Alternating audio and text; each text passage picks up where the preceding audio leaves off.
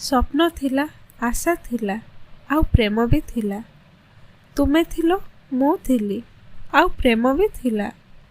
ଖୁସି ଥିଲା, ବିଶ୍ୱାସ ଥିଲା, ଆଉ ପ୍ରେମ ବି ଥିଲା। ତୁମକୁ ଆଉ ମୋତେ ନେଇ ଆମର ଭଲ ପାଇବାର ଏକ ଦୁନିଆ ଥିଲା। ଆଉ ଏପର୍ଯ୍ୟନ୍ତ ସବୁ କିଛି ଠିକ୍ ଠାକ୍ ଚାଲିଥିଲା। ଆଉ ତାପରେ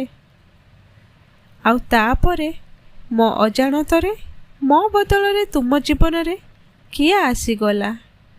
ତୁମେ ତ ମୋ ପାଖରେ ଥିଲ, କିନ୍ତୁ ମୋଠୁ ବହୁତ ଦୂରରେ ରହୁଥିଲ। ଆଉ ଆମ ଭିତରେ ଦୂରତା ବହୁତ ବଢ଼ି ଚାଲିଥିଲା।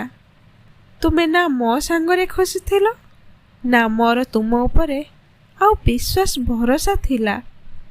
ପ୍ରତି କଥାରେ ଘରର ଜିନିଷ ଭାଙ୍ଗିବା ସହିତ ମୋ ମନ ଭାଙ୍ଗିବା ତୁମର ନିତିଦିନର ଅଭ୍ୟାସ ଥିଲା।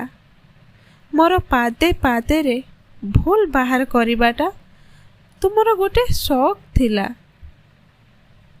ତାପରେ ବି ଆମର ଗୋଟିଏ ଘର ଥିଲା, ଆଉ ସେହି ଘର ମୋ ପାଇଁ ସ୍ୱର୍ଗ ଥିଲା। ତୁମ ସହ ବିତାଇଥିବା ମୁହୂର୍ତ୍ତର ସାକ୍ଷୀ ଥିଲା। ତା ସହ ମାଡ଼, ଗାଳି, ଲଜ୍ଜା, ଅପମାନ ସବୁ କିଛିର ପ୍ରମାଣ ମଧ୍ୟ ଥିଲା। କିନ୍ତୁ ଆମ ଭିତରେ ଆଉ କ'ଣ ଥିଲା? ଆଉ ପ୍ରେମ ନଥିଲା। ଯାହା ମୋ ପୂର୍ବଜନ୍ମର ହୁଏତ କିଛି ଭୁଲ କର୍ମ ପାଇଁ ଭଗବାନ ତୁମ ଭଳି ଜୀବନ ସାଥୀ ଦେଇ ମୋ କର୍ମର ଶାସ୍ତି ଦେଲେ।